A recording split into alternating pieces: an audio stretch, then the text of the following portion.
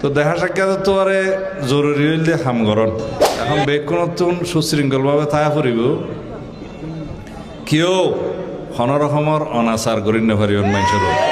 আসসালামু আলাইকুম রহমতুল্লাহ। ভাষণ দিবার তো কিছু নাই, আই তো এডিয়ার মানুষ, অনারার সন্তান, আর সংগঠনের নেতা কর্মী সকল বেক্ষণ আগে যেখানে আছিল এইভাবে আছে।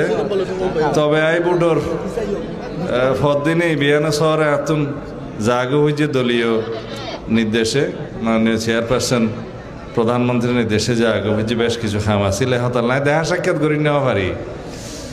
তো দেখা সাক্ষাৎ তো আরে জরুরি হইলে হামগরণ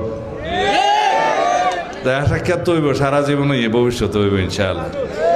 তাই এখন হয়তো বেশি সময় দিন না হইতাম, কিন্তু তারপরেও যখন সময় পাইম আমরা সাহেবুল্লাহ যাইম কোনো উচ্ছৃঙ্খল কোনো চাঁদাবাজির খবর নখনি পান প্রশাসনের সহযোগিতা করা ফুরিব এবং দেশের মধ্যে এনাকান সুশাসন কায়েম করা ফুরিব, যাতে মানুষ মনে করে যে বিএনপি রাষ্ট্র পরিচালনার দায়িত্ব এসে মানুষ শান্তিতে আইব, মানুষ উন্নয়ন পাইব, শৃঙ্খলা পাইব, শান্তি পাইব।